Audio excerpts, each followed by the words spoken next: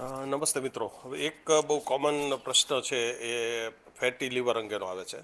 Fatty liver એટલે કે લીવરની અંદર ચરબી. હવે આ જે પ્રક્રિયા છે એ મેટાબોલિક સિન્ડ્રોમ એટલે કે જે ડાયાબિટીસ થવાની પ્રક્રિયા છે એનો જ એક ભાગ છે.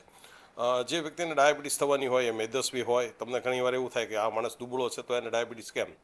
તો એક વિસરલ ફેટ એટલે કે આંતરડા, લીવર એની અંદર જે ચરબી રહેલી હોય છે એ પણ એક મેદસ્વીતા જ ગણાય. એટલે તમને બહારથી એ વ્યક્તિ દુબળો લાગતો હોય પણ અંદરથી તો એનામાં ચરબી હોય જ.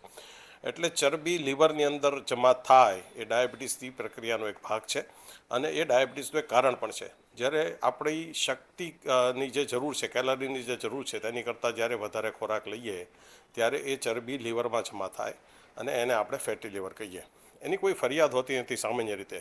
કોઈ બીજા કારણસર તમે સોનોગ્રાફી કરાવી હોય, પેટની કોઈ તકલીફને કારણે સોનોગ્રાફી કરાવી હોય ને એમાં તમને સોનોગ્રાફીમાં કહે કે તમને ફેટી લીવર છે તો એનાથી એનું નિદાન થાય. ગ્રેડ 1-2 જેવું ફેટી લીવર તો ઘણા લોકોને હોય છે અને એમાં કોઈ બીજી ફરિયાદ પણ હોઈ ના શકે.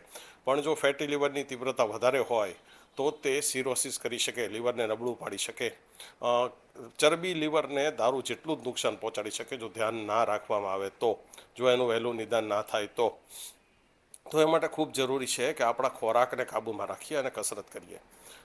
જરૂર કરતાં વધારે જ ખોરાક આપણે બધા જ લઈએ છીએ ભારતમાં કરીને, ખાસ કરીને.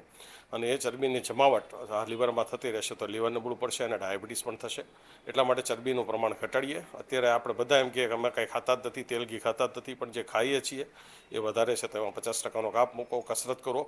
રોજ 1 થી 1.5 કલાક કોઈ પણ હળવી કસરત ચાલો તો પણ ઘણું એ કરવી જરૂરી છે. અને ખાસ તો તમે આનું એક નિદાન યોગ્ય સમયે થાય જરૂરી છે. તો સોનોગ્રાફીમાં પકડાય, ફાઇબ્રસ સ્કેન થાય એનાથી પકડાય અને લીવરમાં નુકસાન થાય પછી એસજીપીટી વગેરે વધવાની શરૂઆત થાય ત્યારે પણ એનું નિદાન થાય. તો સારવારમાં ખાસ જીવન પદ્ધતિમાં ફેરફાર, ખોરાકમાં ફેરફાર, કસરત અને કેટલીક દવાઓ. સારોગ્લિટાઝાર જે એક ભારતની અને ખાસ તો ગુજરાતની કંપનીની જ શોધ છે એ વપરાય છે આની સારવારમાં. પણ વધુ જરૂરી છે ખોરાકમાં કંટ્રોલ અને કસરત. Thank you.